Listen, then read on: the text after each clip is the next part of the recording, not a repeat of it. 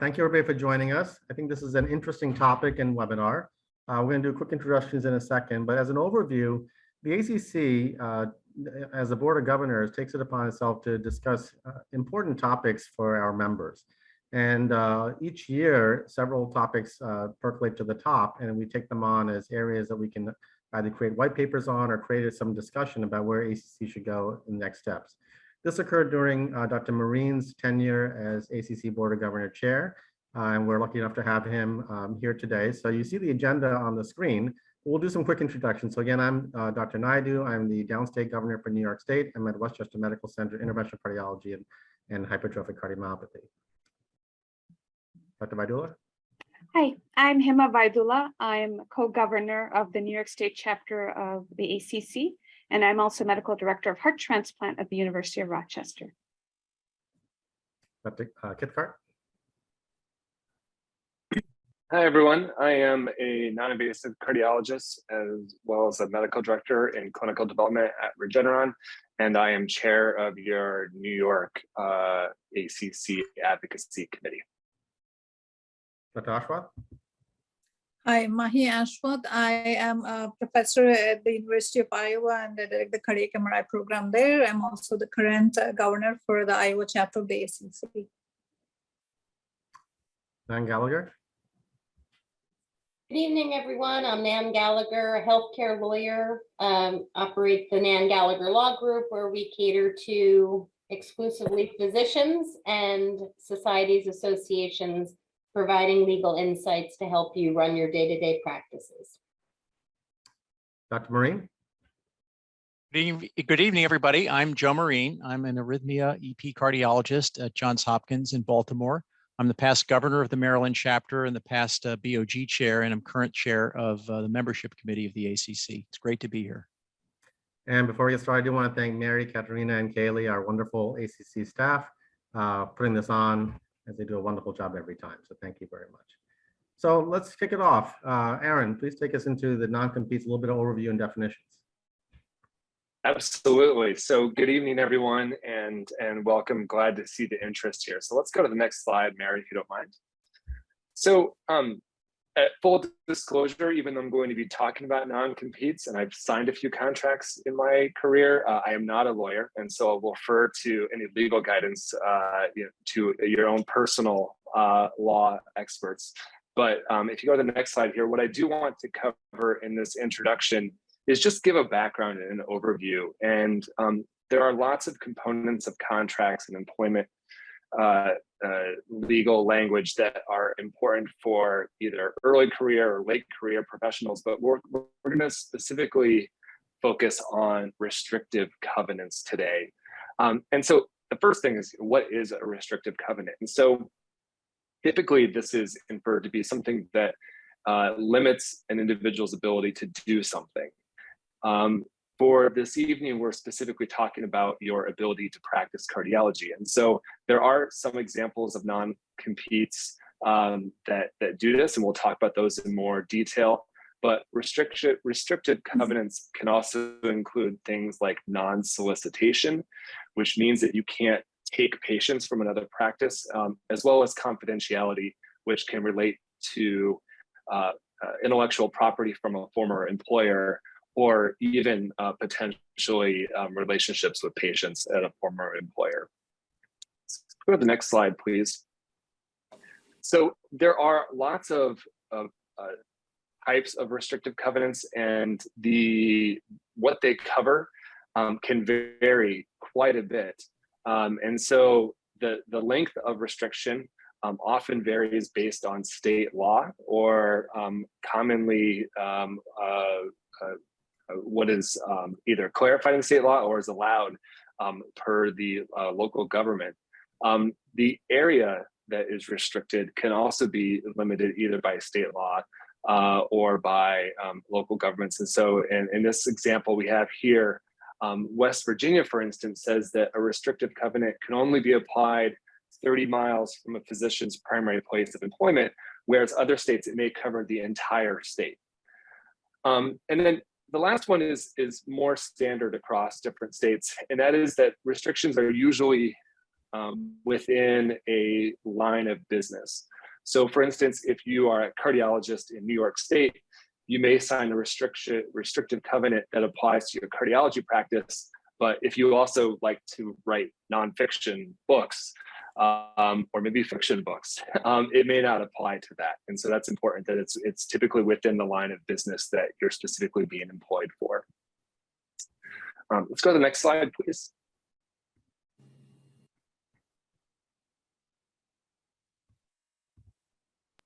Kat? There we go. So there's this interesting concept here called blue penciling, which dates back to actually England, I believe, where courts could invalidate or restrict the enforceability of a contract. And so in this case, it refers to the fact that you can strike out what may be deemed as unreasonable or can alter it to make it reasonable. So for instance, in Michigan, the Michigan state law allows the courts to limit the scope of an agreement to make it reasonable. So you can't say, for instance, in Michigan, that once you practice cardiology there, you can't practice cardiology there at another practice for the duration of your life. That would be deemed unreasonable, and so a court could modify that to make it reasonable. And in Illinois, similar blue penciling laws where a statute states that you can modify a contract in order to make it reasonable. Go ahead, it's fine to stay on the next slide. So if we go back, now we've advanced too far, but we have an example of one in Washington State. This is I think we might have still gone backwards, Mary, or my slides significantly delayed, but that's okay. I think there is a delay. We can try switching presenters as well, see if that helps. So in Washington State, there was a CATE course against a anesthesia practice, which essentially modified the duration in which the group could enforce the non-compete contract. So the ones that the physicians had signed was for 3 years, but after a state law was passed and then enforced by the courts, that was modified to be fewer than 18 months. So that's an example of where an existing contract can be modified under new laws or regulations. And then the slide that we're on now is regarding current considerations. So President Biden, when he entered office, one of the executive orders that was signed last summer was on promoting competition in the American economy. And while we haven't seen a lot of action from this executive order to date, it does empower the Federal Trade Commission, which would be responsible for the rulemaking for non-compete clauses, to look into the fact or explore what could be done to limit the unfair use of non-compete clauses that may limit worker mobility. And to be clear here, this is an executive order, and so it is a signal of the intent of the current administration, but we're still seeing how this would be enacted through either rulemaking or through various court actions. But what it does, I think, say is that where restrictive covenants may actually limit your ability to practice in different geographic regions, it would seem that the administration is trying to avoid those types of restrictive covenants. If you want to go to the next slide, Mary, see if we're in the right one. Okay, so I think that might have been the last one. So yeah, I think that was the last one. So Dr. Vidula, you want to take us through reasons to keep the restricted covenants? All right, so we'll play the devil's advocate here and talk a little bit about arguments in favor of retaining restrictive covenants. Want to go to the next slide?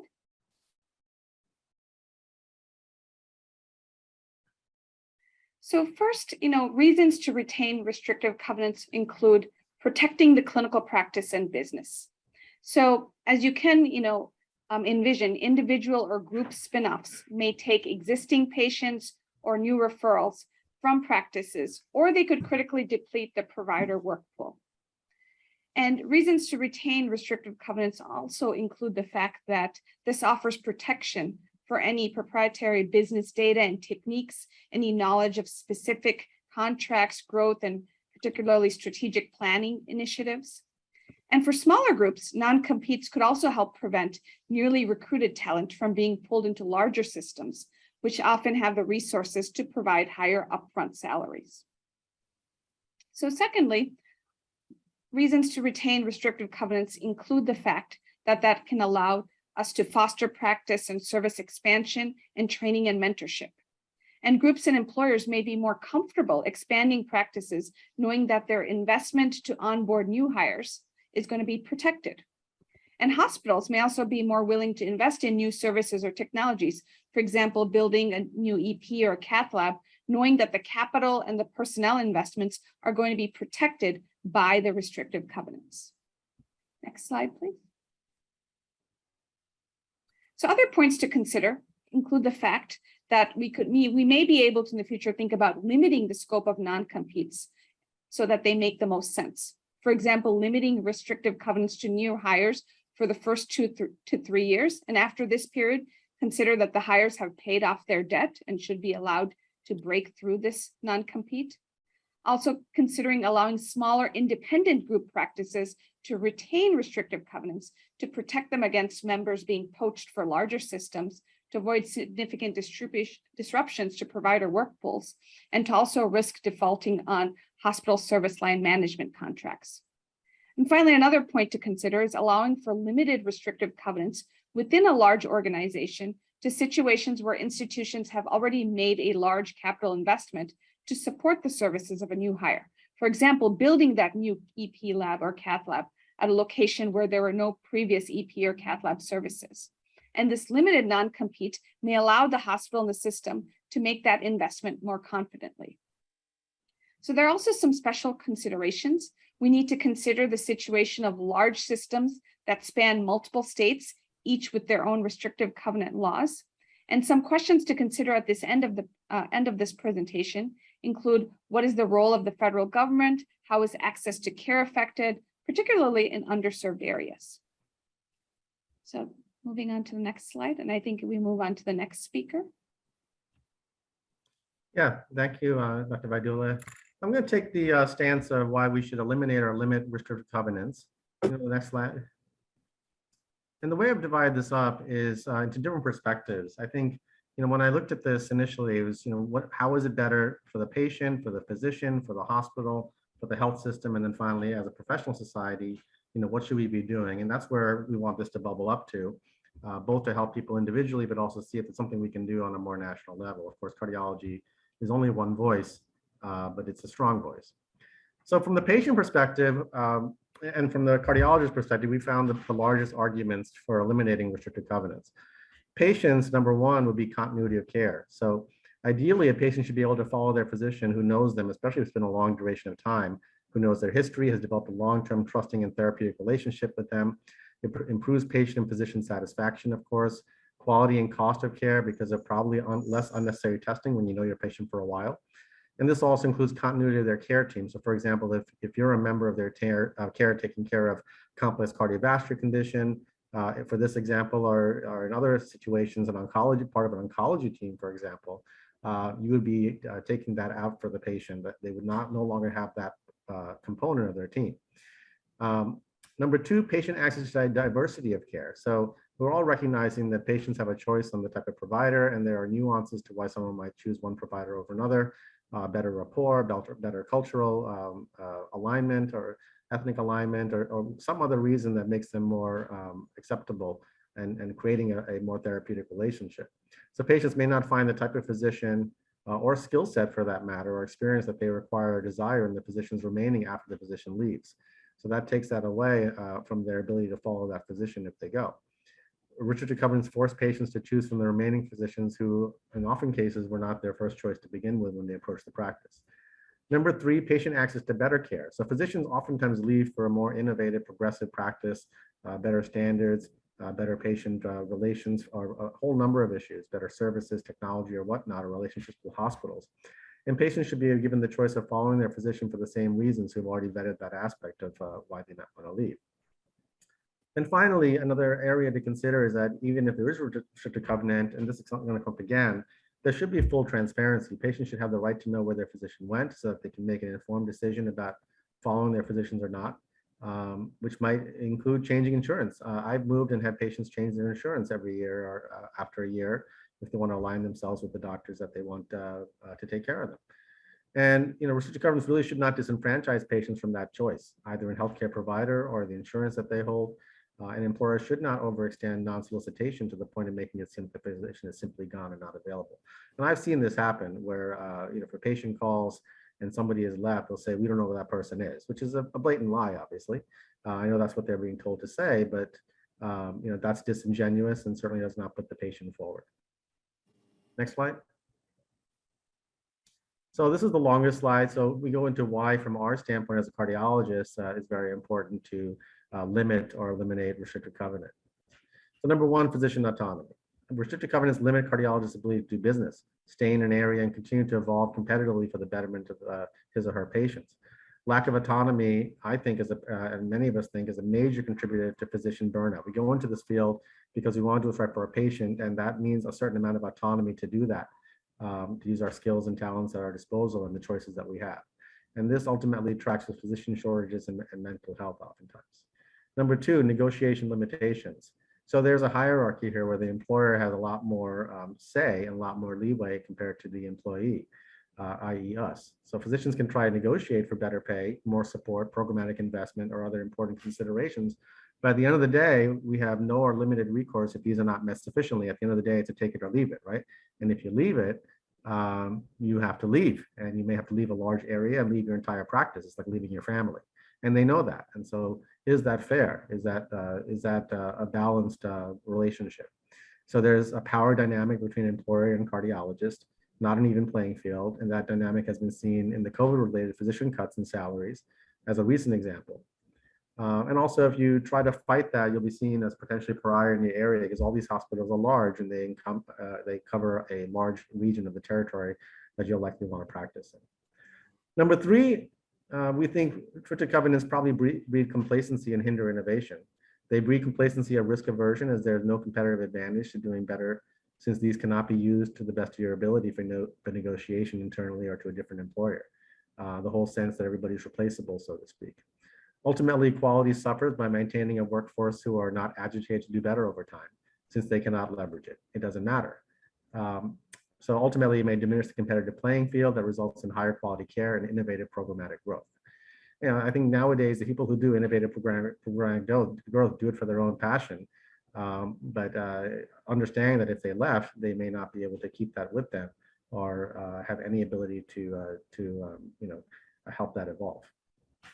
Buyout option. In terms of compromises here, physicians should at least have some kind of option in their contract to eliminate their covenant through a financial or other liquidation of potential losses to the employer. I've not seen this, but I think these are areas that we can explore to find some kind of common ground or compromise in the situation.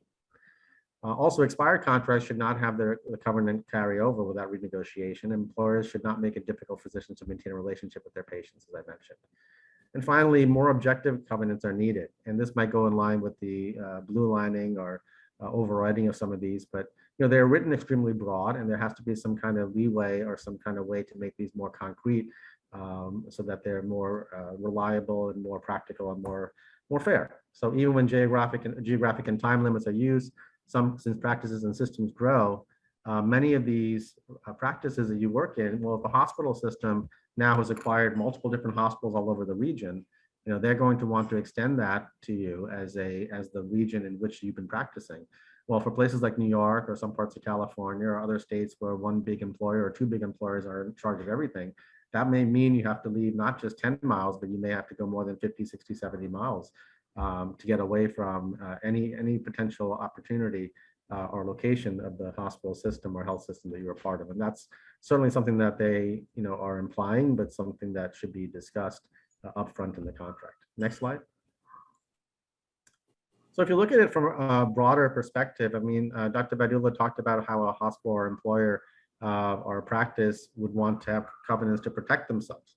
And I think the reason this topic has come up is because we went as physicians as 80% independent in practice, where we thought of ourselves as employers and private practice partners, where we liked restricted covenants and didn't fight it, to the point now that we're the other way around. 80 or 90% of us are employed. And so obviously now all the power, we're not getting any benefit of the covenants. We're getting only the short end of the stick, so to speak. And so even if you look at it that way, there are some potential benefits for a hospital employer or private practice to actually limit or eliminate it. So what does that do? Well, first and foremost, it creates a culture of wanting to work in your practice. So wanting to stay. So philosophically, physicians should want to work in their practice and stay at their hospitals. And it shouldn't be that, that you're forcing unhappy people to stay at the practice. That only contributes to a toxic, negative, and less productive culture. Practices and hospitals should foster retention through positive and progressive culture change. Now, this may sound like a pipe dream, but the truth is, this is like any other contract where people are together for a certain reason. You want to stay in that situation because it's mutually beneficial. Number two, it forces investment in order to retain talent. So for example, hospitals and practices get complacent if they know they have a captive audience. So the threat of talent leaving and taking patients is a significant drive to invest and innovate through programs, technology, patient experience, new towers, new floors, new rooms, whatever it is to keep the best experience so that they're holding up their end of the bargain and not simply knowing that they have plenty of time because their physicians are essentially trapped in their system. Number three, ability to attract talent. Again, it's the same thing. So if they offer a better product, then they should be able to have people group towards them, physicians from other practices or other hospitals. And at the end of the day, a competitive market is very healthy and ultimately increases innovation, increases quality, increases care for patients, and increases the the mindset and the fun of doing business as a cardiologist. And finally, overall, it will likely lower costs as you move towards ASCs. For example, physicians will need to move out from their covenants so that they can partake in this to save money for the state and the nation as a whole. Next slide. So again, the health system one is very similar. As a larger system, it forces innovation in order to retain talent as opposed to being scared of your talent running away or leaving. Ability to attract talent, very similar to the big private practices. And finally, as a whole, and this is why I think President Biden is looking at this, is that competition is good and what has made our country strong.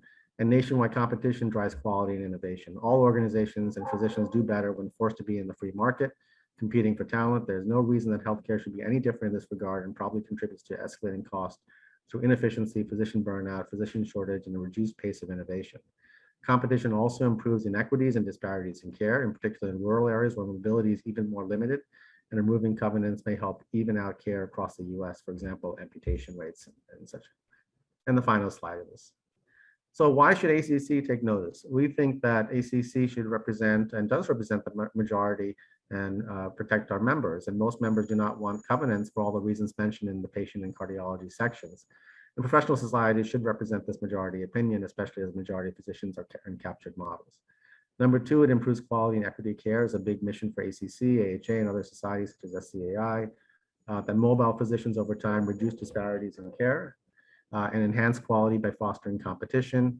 This competition forces all members to evolve and do better for their patients so as to compete for volume of patients and procedures. Number three, enhance physician ability to negotiate for salary and support. Restricting covenants do not allow members to adequately negotiate. So we've all been faced with this, and we'll have some case discussions as we move forward, which is what do you do mid-career when you want to move? How do you negotiate with the hospital that you're with if they already are holding all the cards? You ultimately have to just leave and then decide if you can get out of it or be a little bit further out. But wouldn't it be nice if there was more of a negotiation to try to figure out what's best for you and your patients? And then again, landing on the last most important one, to protect the doctor-patient relationship. Doctors have historically been the primary patient advocate. I'm not sure who is anymore. We try to be, but the more we're in the system, the more we are looked as part of our employer and not an individual advocate for our patients. And I can see where patients see that. So they've contributed to distrust amongst patients, and as physicians are drawn and tied closely to their employer and less to their patients. By limiting or eliminating these covenants, physicians can truly advocate for their patients, including leaving when they can offer their patients better. Okay, so let's from there. Now that we have some background on what these are and the thought process behind why to keep them and why to maybe get rid of them. What is the current landscape right now, Dr. Ashwath, and then we'll move to Dr. Marie.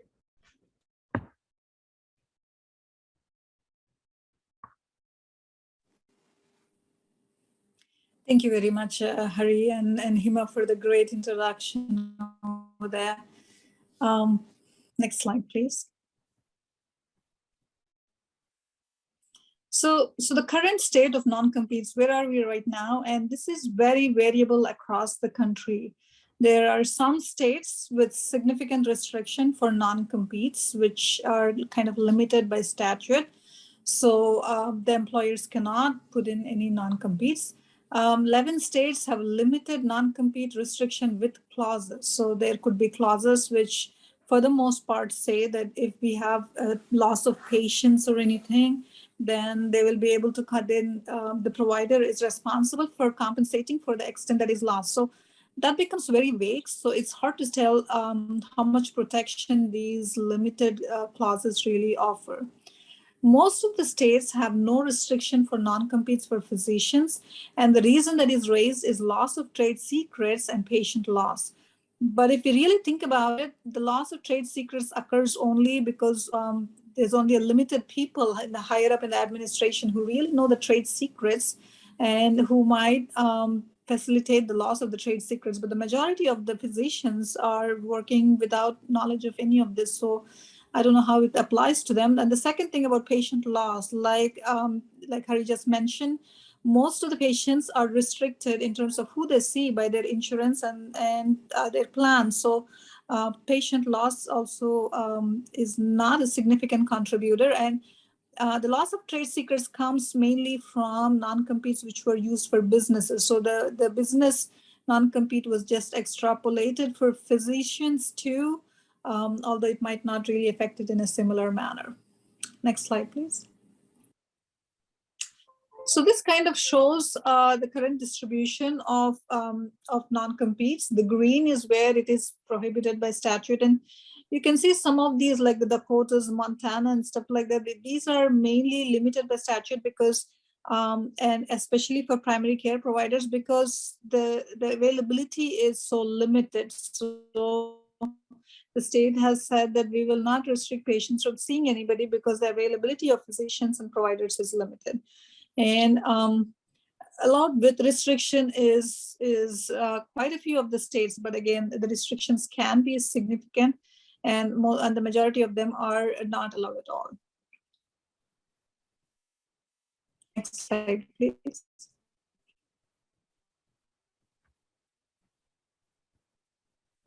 So these are examples of the states where it is not permitted by statute. So the organization cannot have a restrictive clause, except, for instance, California, except for trade secrets, except as provided. Every contract is restrained from engaging in lawful profession, trade, or business of any kind, and that is wide. And similarly for Oklahoma, as long as the former employee does not directly solicit the sale of goods. And again, you can see this is the language used for businesses, but as long as you don't engage in taking their own patients, then they're okay with it. And it's the use of restrictive covenants is not permitted by statute. Next slide, please.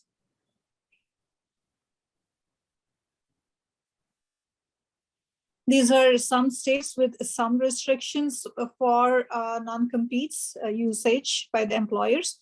As long as every contract by which anyone is restrained from exercising, in Arkansas and Illinois, again, they have some limitations in terms of what you can use and what you cannot use. The 2 years is unreasonable and so on. So the timeline has to be reasonable, the distance has to be reasonable. But it becomes a little problematic when you have an organization which has multiple locations and you're looking at a limited distance from each location. And there are instances where physicians have to leave states because the organization has so many branches. Next slide, please. Other states, Massachusetts, for instance, does not allow too much of non-compete usage in their contracts, and these are the other states. Example, like I mentioned, North Dakota, as long as it is reasonable geographic area, reasonable time and location of business, and it's not in direct conflict. Rhode Island prohibits non-compete language in most physician agreements. So these are the states which give their physicians some protection. A lot of these have come in place because the physicians at some point who were involved went to the court and kind of had examples or cases where this was brought into view. Next slide, please.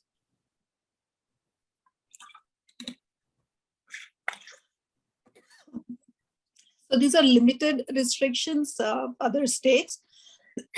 For example, they have to pay some damages. Excuse me.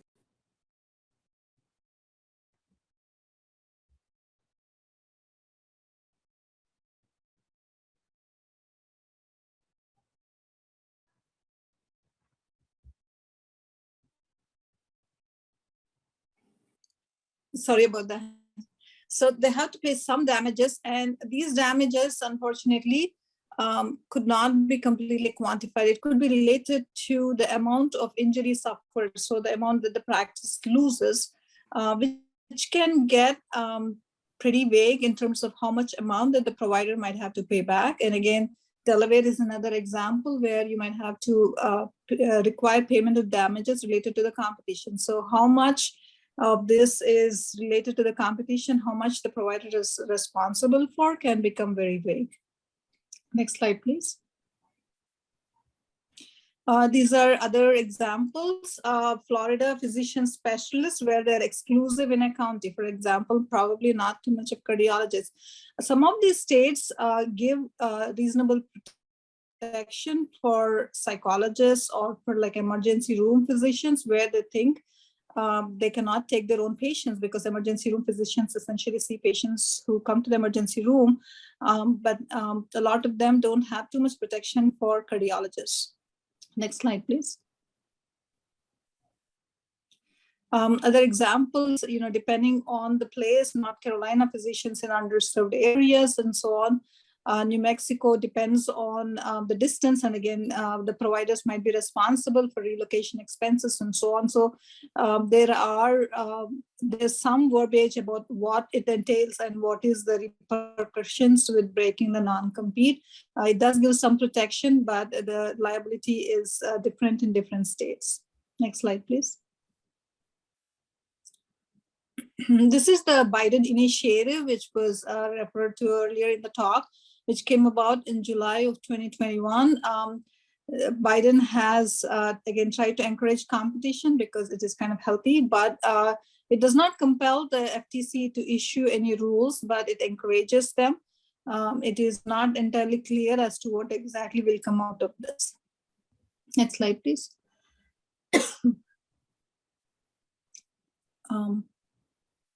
I think I just went over this. Next slide, please. So the current state of non-competes is very variable across the country. There are states with significant restriction for non-competes, but there's very few. There are more states with limited restriction, and that the language in that gets very vague, and most of the limited restriction does not apply for cardiologists. And the rest of them have pretty much no restriction for non-competes for physicians. Thank you.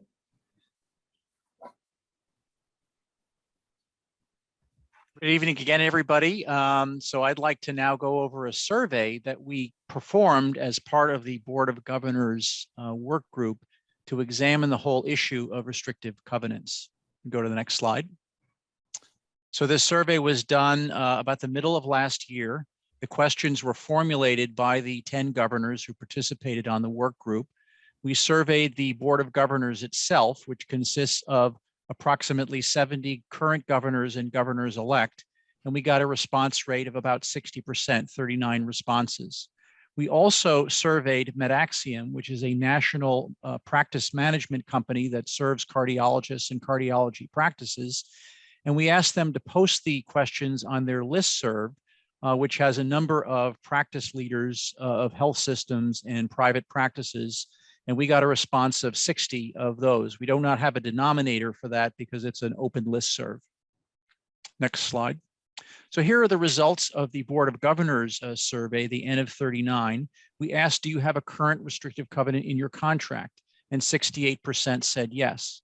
We asked if they were successful in modifying their restrictive covenant as part of their negotiation, and only 10% were successful in modifying their restrictive covenant, supporting the idea that cardiologists at least have limited ability to modify or eliminate these terms from their own contracts. Next slide. We then asked if ACC chapters should support legislation that would limit or ban restrictive covenants. And we got a very strong 95% response who agree or strongly agree that the chapter should participate or consider participating in such an effort, with only 5% being neutral and no one disagreeing. Next slide. So these are results of the Medaxium survey. And again, this is a little different sample. This is heavy in practice leaders of health systems and private practices. So regarding restrictive covenant, which choice best describes your opinion? 63% said restrictive covenant should be used only in limited circumstances. 22% felt that restrictive covenants are reasonable in all contractual circumstances, and 15% said they were never appropriate. Next slide. Similar to the Board of Governors survey, only 10% of respondents were successful in modifying a covenant in their own contract. Next slide. And the same question about whether ACC chapters should support legislation that would limit or ban restrictive covenants. A significant majority, but a smaller majority agreed or strongly agreed with that idea, with 12% being neutral, 12% disagreeing, and 10% strongly disagreeing. So about 66% supporting and about 20% opposed. Next slide. We then asked an open-ended question or asked ACC to select from a limited set of lists, list of ideas of what reasons to support or oppose restrictive covenants. And these were the leading responses to oppose restrictive covenants. One is that employer has too much power to set the terms of the covenant at 75%.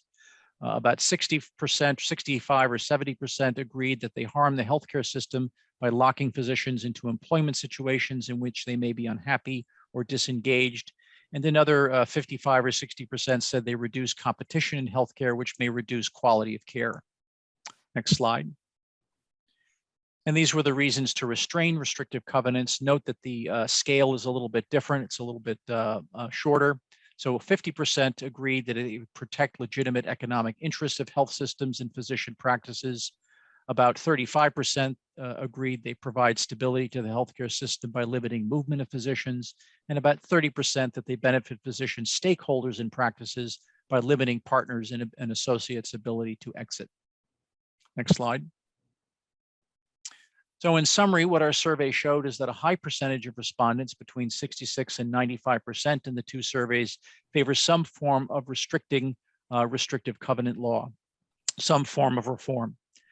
Both surveys showed a limited ability to negotiate terms of restrictive covenants in one's own contract.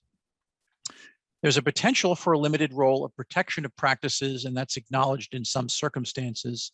However, there were a lot of concerns expressed about the power of health systems to set terms and the potential effects on clinician well-being. I'll turn it back over to Hari. Great, thank you, Dr. Marine. So now I want to ask Nan Gallagher to take us through some of the legal perspective now that we've heard a lot about this. And then please put your questions in the chat, and we're going to try to answer some of these as we go along. Thank you. So I have to say I'm very impressed. All of the doctors have hit upon many key points I always hit upon when I present on restrictive covenants. So you all seem to really get it, and I really love the national perspective here. So I will start, and I'm actually also shocked how quickly you got through those slides. Next slide, please.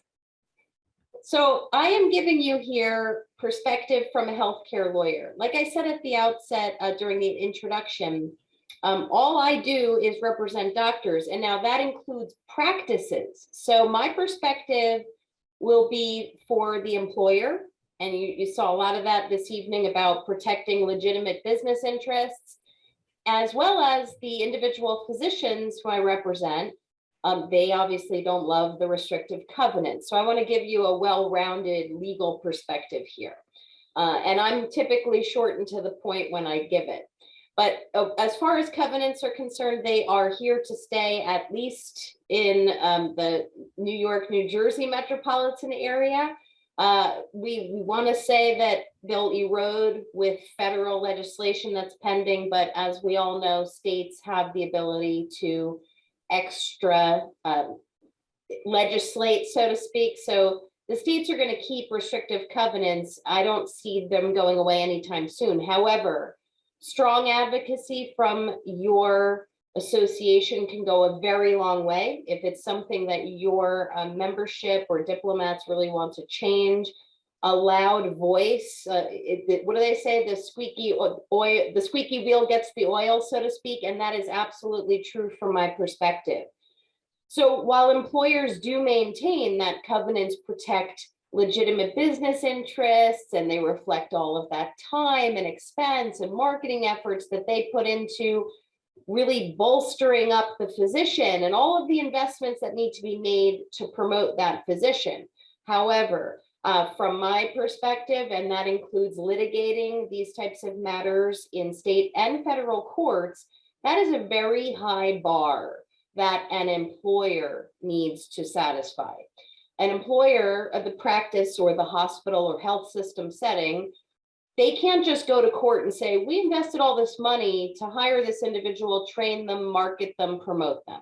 We gave them money to get started. We reimbursed their CMEs.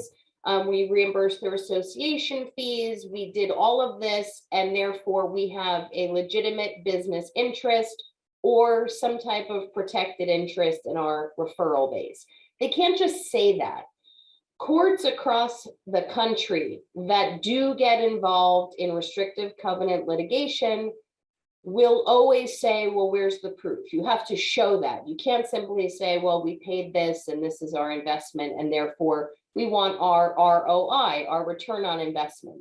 So it is a very high bar, and courts will put the burden on the employer to prove it. Now, typically, it is not the physician who goes to court and gets or tries to get some type of preliminary injunction to try to lift or erode the restrictive covenant. 9 times out of 10, it is the employer that goes to court seeking injunctive relief, usually in the form of a temporary restraining order or TRO, to enforce a covenant.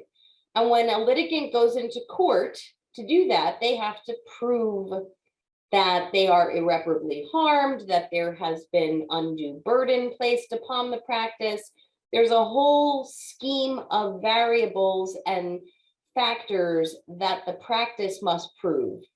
They have to show, for example, that they have a high likelihood of success on the merits if they proceed with this case. And these factors are always analyzed by the courts very heavily, and it is a very high burden for the employer to prove those things.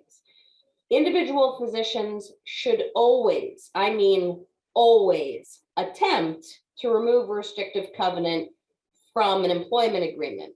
I've even seen independent contractor agreements with restrictive covenants in them. And frankly, I think that's absolutely inappropriate. If you're not going to employ the physician and simply engage them as a 1099 contractor, then why do you get the ability to somehow put controls on where they go and for what period of time they can't go there after they separate from you? But I typically tell physicians, always try. And I'll give you a little bit of insight on the next slide or two in terms of why I think you should try.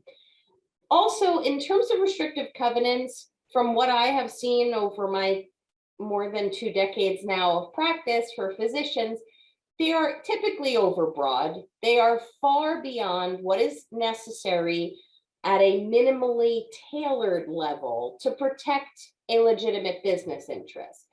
We're going to talk about a couple of cases in the next couple of minutes where you will see that some employers have said, well, I don't want the employee, if they are terminated or they separate from employment, to work in this county, and the contiguous counties next to us, and let's consider it 4 extra counties or the entire state. That's completely overbroad and unreasonable and not tailored to the needs of the practice, and very oppressive on the physician's right to make a living, to have continuity of care, etc. So in my opinion, and I am not alone, there's a lot of us out there who say they must be narrowly tailored. And I tell my employer clients this all the time, to protect the business's interests, but also to balance that against the physician's ability and right to prosper, perhaps move elsewhere in a healthier employment environment. We always talk about physician burnout. I'm sure you do as well. And one of the things that leads to physician burnout is the tedious environment in which he or she or they work. So when we talk about having doctors really enjoy where they're working and thrive, and therefore have less malpractice statistics, have a better impact on patient care, have a higher ability to bring in revenue for themselves or an employer, they do that more when they're happy where they work. If you're going to put all of these controls on where they can work moving forward, it absolutely will contribute to physician burnout. And when we talk about a physician's ability and right to have gainful employment elsewhere, well, there are things that can be put into place in an employment agreement or even in a separation agreement if the physician decides to leave or is terminated, that can still achieve the needs of protecting the employer's business interests and referral bases, but at the same time, also support that physician's ability to prosper, have gainful employment, and treat patients. Next slide, please.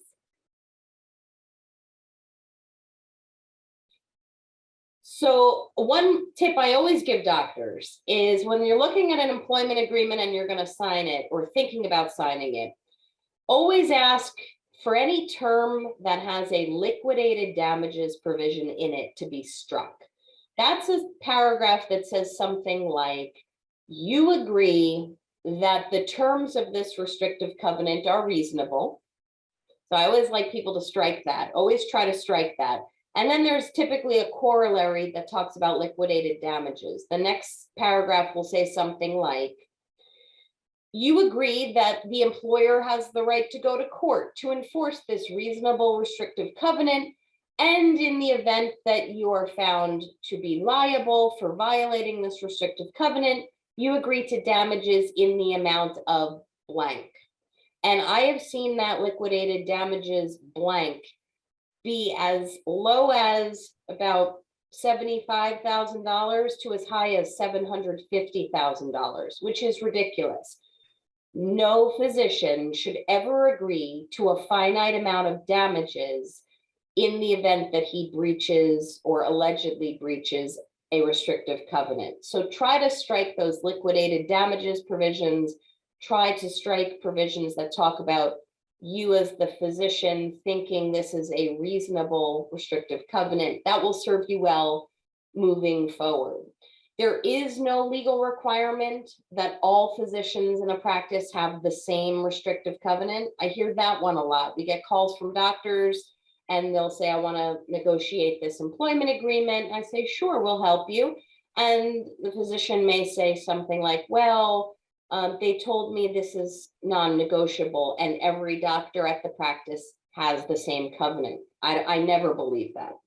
I never, ever believe that. In fact, I've asked many times employers to produce other employment agreements for other associate physicians at a practice, showing me even parts of an agreement that show the same restrictive covenant, and not once have I ever had an opportunity to look at one in the course of negotiation. So it is not legally required that all physicians have the same restrictive covenant. I think it's legally advisable. An employer should treat all employees the same or similarly situated, but don't believe it if an employer says we have to have the same covenant for everyone, especially if it's very oppressive. Now, one important point that I think a lot of doctors miss when they're negotiating their employment agreements is that they need to disclose the existence of any and all restrictive covenants to new potential employers, as that new potential employer may face liability for contributing to any breach. So if you are a doctor looking to leave a practice and you think you understand your restrictive covenant, or perhaps you do understand it, or perhaps you don't really understand it, regardless, when you are interviewing or discussing new potential employment opportunities with a new potential employer, you should be disclosing the existence of what your restrictive covenant is, because that new potential employer can face liability in the event that they hire you and you are working within the restricted zone during the restricted time period. So you should be disclosing that. And employers who are listening should be forewarned. You should be asking any new potential physicians coming to your practice whether they do have any existing employment restrictive covenants, so you can evaluate. I encourage employers to ask for the physician's employment agreement, even that part of the employment agreement, so they can assess. And I will tell you from my experience, even as recently as this morning, a lot of doctors don't want to produce that. When the potential new employer says, I want to see what your covenant is, many times it sometimes scares off the physician. They don't want to produce what their covenant is. And my advice to any employer is, that's fine by me. You could face liability if he or she is not willing to share that with you. You may have dodged a bullet. Do not be afraid to carve out particular areas in your employment agreement. So even if you're faced with an employer who says, we don't negotiate anything, this is as is, this is our standard employment agreement, I encourage physicians to try either to strike a restrictive covenant, to modify it. If they won't strike it, which I understand, then consider carving out particular areas, whether it's a particular specialty you have, a particular area. For example, I represent a physician who in Manhattan. She has carved out New Jersey in her restrictive covenant where she can work, because if she is separated from that employer in Manhattan, she wants to be able to come across the Hudson River to work in New Jersey. And in her instance, they did negotiate that for her. That employer felt like across the river in good old New Jersey wasn't a threat to their busy New York practice. So carve out specialties, particular areas are very helpful. And physicians should always feel empowered to question the scope and the breadth of any restrictive covenant. You will never know unless you challenge. If the practice wants you, they will likely acquiesce. Now, there's a whole other subset I give of advice to female physicians to help empower them in that negotiation process, but we can always save that for another evening. I did want to discuss 3 seminal cases for you, national cases, before we start taking some questions. Next slide, please. Oh, I skipped one. Here we go. This is my example of what I think a good restrictive covenant is for you. All right, so it's limited to 2 miles for 12 months. Many times, and it does vary as the doctors were going through, that these covenants vary as you go into different states. And there are certain criteria that you should consider, whether, for example, if you're in Manhattan, well, a lot can happen in Manhattan in a very small square footage. But if you're out in West Virginia or Mississippi or Nebraska, for example, things are much more spread out.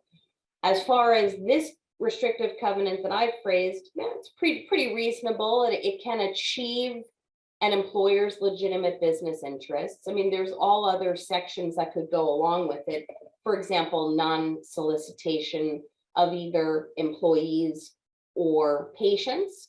There's also a subset for confidentiality of trade secrets and or other documents that may be very personal and proprietary to a practice. Next slide, please.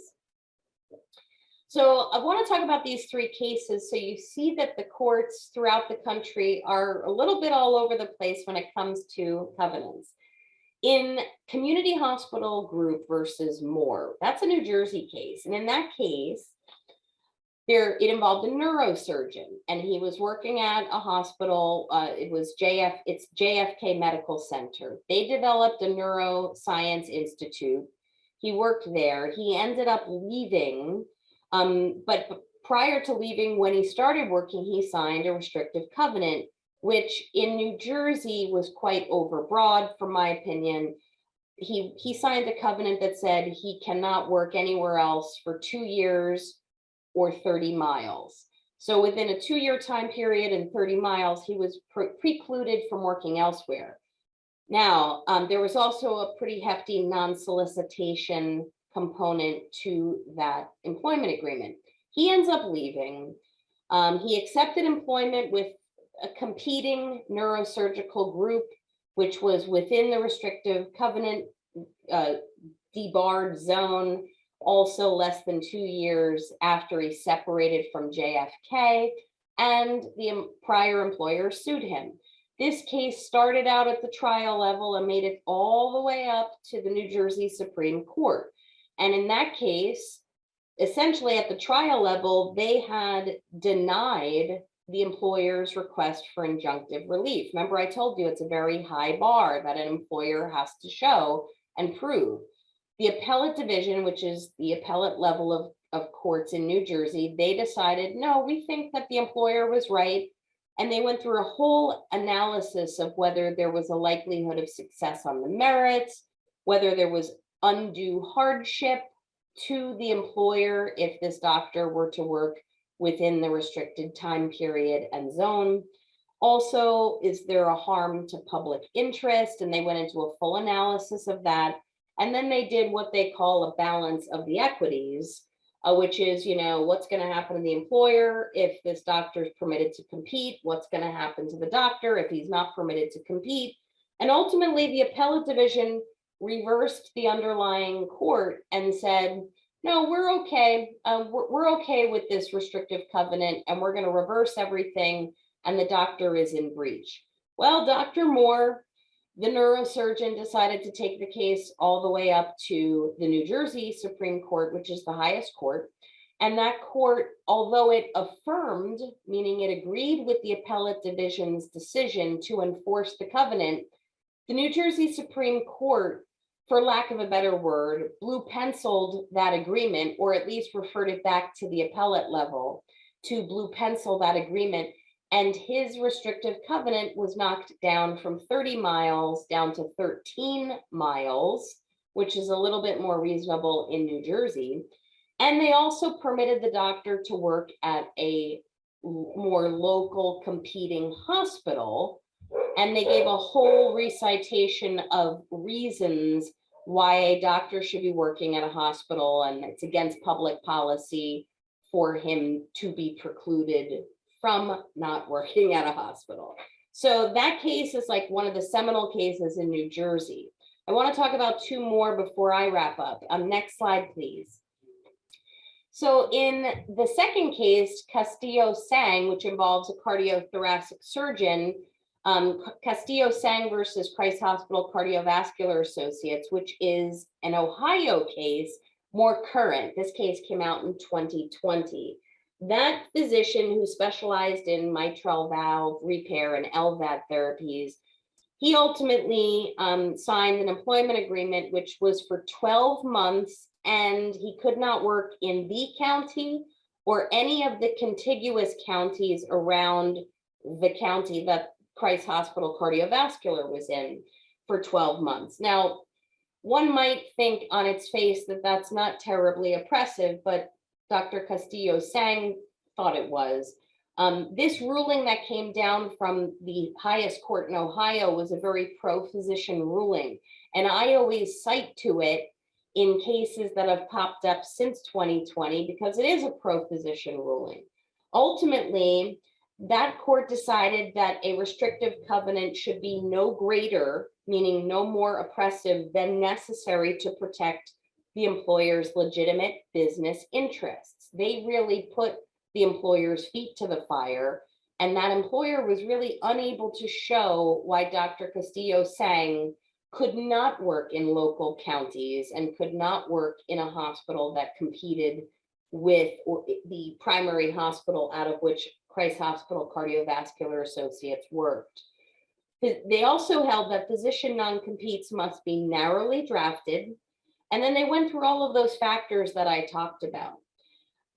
Ultimately, and I think it was very telling, I wanted to just read for you one part of the decision where in the Castillo-Sang case, they indicated that it's important to look at the timing and to determine how long it may take to secure patients and referral sources in the event that a physician leaves a practice. Look at the amount of time needed for the employer to hire and train a replacement.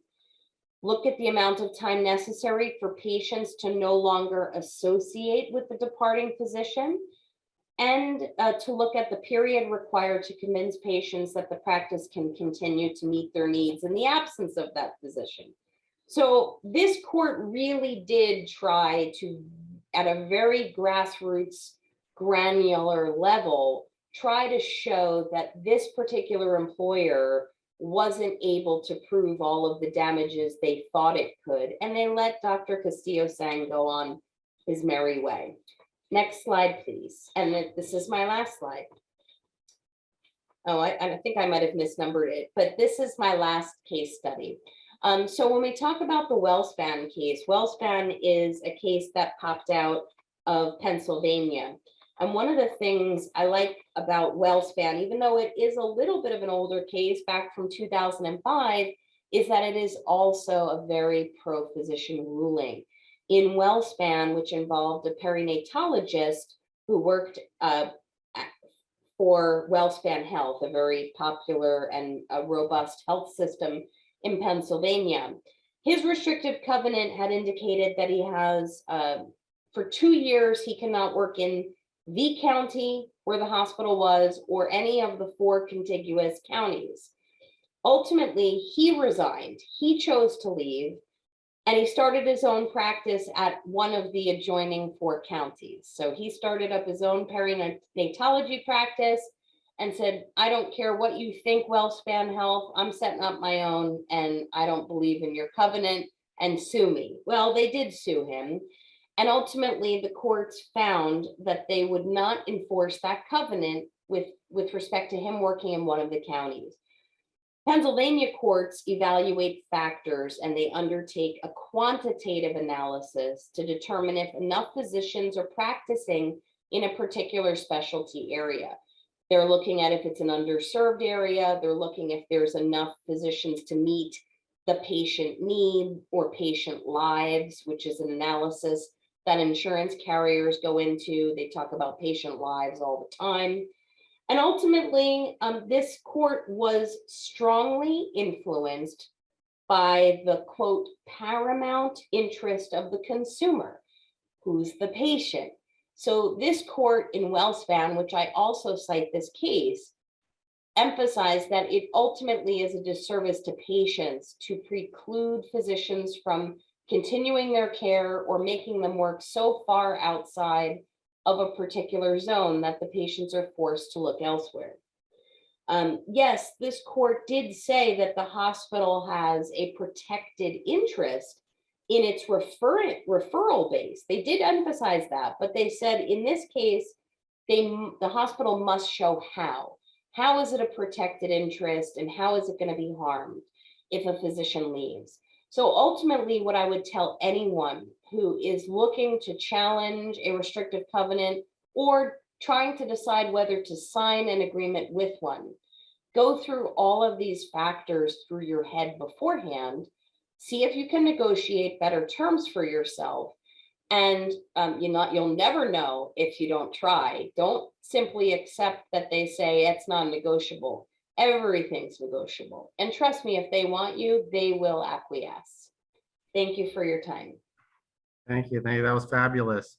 Let's do a couple of minutes of questions. There are some questions, and I see all the participants have stayed, so I think people are interested in this topic. We can do about 5 minutes. I had a question about the liquidated. You mentioned that not to have that in the contract, but couldn't you make the argument that having a set number, if it's reasonable, kind of allows you to understand what your total risk is in that situation? Because sometimes you fear the litigation and you don't know what the end of the road is there. But if you had a monetary value on that, doesn't that in some way give you some control over the situation?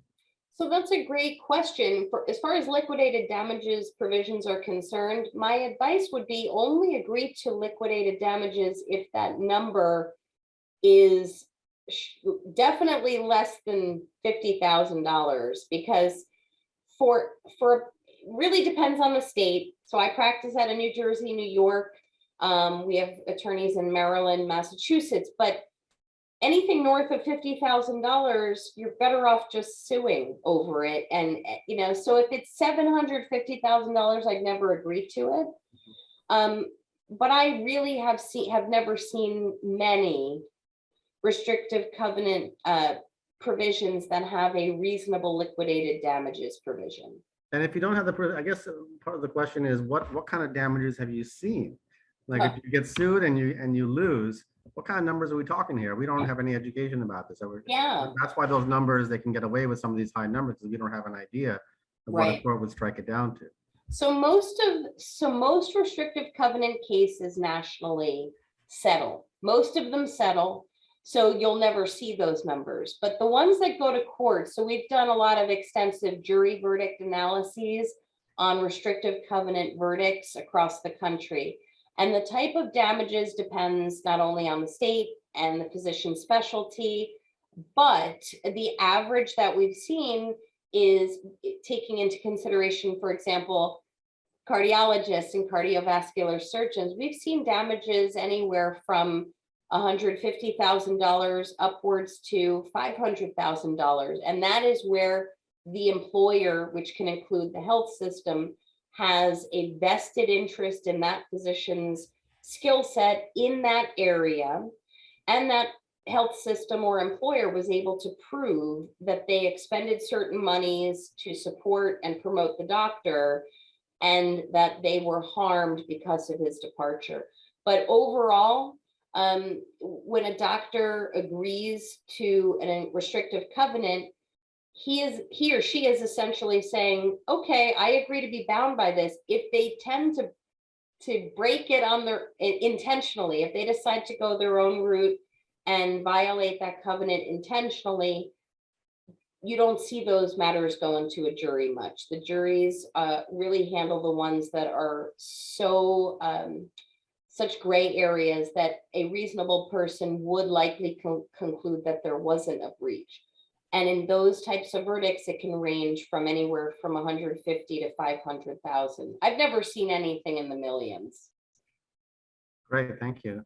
Any questions from everyone else? There are some questions in the chat and Q&A. I can read some of those. There was an interesting question that I kind of read it, and I thought that maybe this is a program bullying their fellows in a way, but there was a question about what are our thoughts on the present and future state of unofficial covenants, such as, for example, fellowship programs may have unofficial non-competes by kind of saying that their fellows shouldn't stay in the area or not help them get jobs in the area. I want to hear your response to this, and maybe Dr. Marine, you're at Hopkins, you have fellows in the area. Have you seen this happen? Maybe in turn, Nan first and then Joe.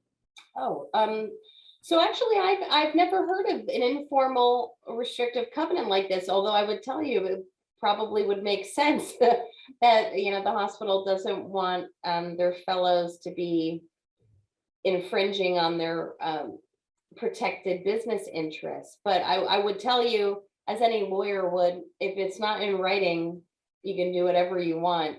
Although I would have to believe any fellow would want the support of his or her fellowship program. Most fellows, from my experience, and the ones who come to our firm, they are of the mindset that they want to do everything possible to keep the support of their residency programs and fellowship programs, because they're going to need those programs moving forward for proper credentialing and licensure. But if it's not in writing, you can do whatever you want. I would just add to that the AMA has spoken out on this in their ethics statement about restrictive covenants, and they consider it completely unethical to restrict a trainee as a condition of training. So that's, I would say that it shouldn't be done. It's not certainly part of a programs in Maryland, formally or informally, to the extent that I know of. And I would think that it would put the program at a competitive disadvantage if that got around. So I think it's really in the interest of the program, and it's certainly not in the interest of the fellows. Yeah, my answer is similar to that. You know, having just come up from the FIT section now in the early career section, to me that's more of a red flag for a malignant program and one you would want to avoid. But unfortunately, if you're already there and now in that situation, it's very hard to do anything about it, because as others have said, if it's not written down or in a contract somewhere, it's very hard to enforce. But probably want to avoid those programs. It's probably a good idea for any aspiring fellow to query existing fellows or those who have come out of those programs to see not only their experience with an informal or unofficial restrictive covenant, but whether they liked the program or not, and whether it was a malignant program or whether it was supportive. Also, I would tell any fellow who encounters any bumps in the road in finding their final resting place where they're going to be working, starting out a fellowship. And for many doctors, it's not their final resting place. It's just the beginning of their stepping stones in their career. But I would tell any doctor coming out of a fellowship to make sure you think twice before causing a reaction that might result in either a lack of support from a fellowship program, or some type of negative review letter that came out. Physician's reputation is very important. I would always suggest consulting an attorney at the right time. I would also just add that I would have trouble believing that the ACGME allows this. So I would probably look into whether there's some rules from the ACGME as to whether you can be accredited and have even an informal retaliation of that nature. Yeah. And there was another question. You mentioned gendered. I'm sorry. Go ahead. No, I said I encountered a different situation where a fellow was going, so the physician was going to join a fellowship, a super specialty fellowship, and it was in the same area. So the hospital said it's kind of, in your restricted area. So it's in terms of restricted covenants, not restricting physicians to go into training in the same area. Working is different versus training is different. Well, you bring up a good point, Doctor, which is, although it varies across the country in the case law, it is always my advice to any doctor, whether you're a fellowship coming out of training or whether you're an established physician, that hospitals should not be part of restrictive covenants. So always try to carve out hospitals. I don't think it's legally proper. I'm not saying it's not legally permissible, but I don't think it's legally proper for any health system or private medical group to say you can't work at these hospitals if you leave our employ. Those are public hospitals that accept Medicare monies, Medicaid monies. You are a taxpayer. You have the right to work at hospitals. Patients have the right to access of care of their choice. So the existence of hospitals themselves in restrictive covenants is like a particular niche subset of covenant law that any doctor should be very careful before agreeing not to work at one.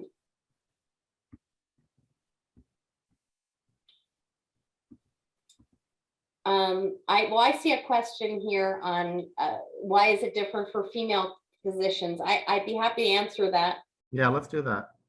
So I am female. I speak with a lot of female physicians, And I feel very comfortable telling all of you that female physicians tend to be pleasers. Females tend to be pleasers. Females tend to not want to be seen as aggressive. They don't want to be seen as the B word. They don't want to be seen as pushy, over negotiating transactions. I've had doctors, female doctors, come to me and say I was referred to as aggressive or B word or this or that. Many female physicians, from my experience, not all of them, will say, I feel like I don't have enough leverage to ask for more or ask for less. This goes beyond covenants. It can go towards compensation, benefits, etc. But when it comes to restrictive covenants, many female physicians feel like when they are told this is non-negotiable, take this agreement as is, this is our standard restrictive covenant. A, I always say never believe that, but B, I also am of the mindset that no female in particular should feel afraid or discouraged to try.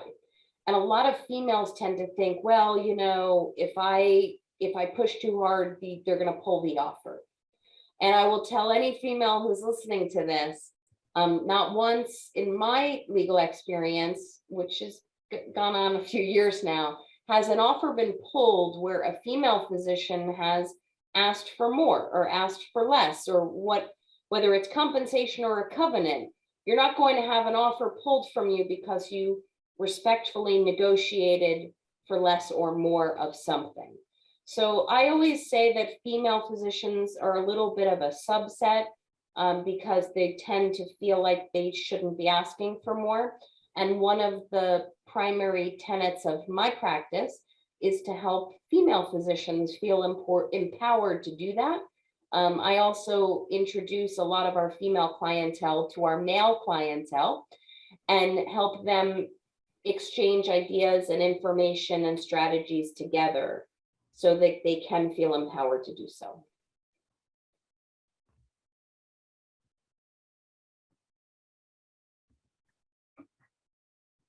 All right, so there's one question here. You know, what's the best way to get out of a covenant? Should you hire a lawyer and challenge it prior to seeking employment? So, if you are under the restrictive covenant already, meaning you've signed an agreement, the best way to get out of it is in my opinion, to consult with a lawyer hopefully before you're fired, or hopefully before you quit. Just get a little bit of legal advice. Many times a physician can negotiate the reduction or removal of a restrictive covenant in exchange for certain things. So it depends on the facts. But if you have been presented with a restrictive covenant and you haven't yet signed the employment agreement, I would also suggest never sign an employment agreement without having a lawyer go over it. I know it probably sounds like any lawyer would give that answer, but it would be the same as if someone were asking you a question about cardiovascular health and you would say, well, I would absolutely recommend you would do X, Y, and Z. Put it this way, it's much easier for a doctor to have a better experience with a covenant if he's properly counseled or she's properly counseled before signing the agreement. I mean, I also think that it's nice if you're worried that they're going to think badly of you if you have a lawyer involved, and then they know that, you know, some of it's being channeled from the lawyer and they won't take it as personally, and you get everything taken care of properly. That's a good point. It's funny. 50% of our clients who are negotiating employment agreements, 50% of them, they don't even want the employer to know they have a lawyer. So they will give us the employment agreement and we'll say, we want to see it in Word. And they'll say, oh, I don't want you to redline it because I don't want them to know I have a lawyer. And in my mind, I just chuckle and I go, why not? It's not a bad thing. In fact, many of these agreements say you have agreed that you have the right to seek counsel when reviewing this agreement. But the other 50% of our clients will say, just prepare a memorandum for me to present to them. But some doctors are not afraid to have a lawyer. Yeah. I think it can only help. So on that, this is a wonderful session, a lot of questions. So I'm going to ask Dr. Marine if he wants to close it up for us and tell us a little bit about what ACC is doing. Sure. So the work group has completed its work. They've made a report and delivered that to the Health Affairs Committee, which is continuing to take it under advisement. It is a complex issue because there are cardiologists who still are in independent practice, and they particularly have an interest in seeing that the law not be disrupted too much. But we have seen from our review, and we've gone over tonight, that there's a huge diversity in the United States already. In California, they're absolutely illegal. In Massachusetts, several New England states, Oklahoma, South Dakota, and they're delivering great healthcare. So it is compatible with good cardiology practice. I think it is still a state-by-state issue. Employment law is a state-by-state issue. So we're basically have this document available to governors. They can distribute it through their chapter to anybody who's interested. We've encouraged governors to take the temperature of their chapter and their interest in the issue, to consult with their state medical society. It's very likely that you're not going to get any movement in any given state without the support of the state medical society. I'm participating in a work group in Maryland that's looking at it. But it is going to be a complex negotiation, I think, in states where they're still legal, but this document is available to anybody who wants it through your ACC governor. We are going to try to publish it. We're working on that right now and hope to get it in print sometime in the next few months. Okay, thank you very much. We've gone a little bit over, but I think it was an amazing topic. If you have other questions, please follow us on Twitter or please email us directly. So on behalf of myself and Dr. Vidula, my co-governor, or Chair of Advocacy, Dr. Kithcart, or Chair, outgoing Chair, or immediate past Chair of the Board of Governors, and Nan Gallagher, did a phenomenal job. First time hearing you, but I think you've done an amazing job on this. And obviously, it goes without saying that if anybody needs a lawyer in this area, she's available. It sounds like, unless she's too busy. Thank you, everybody, for coming and joining.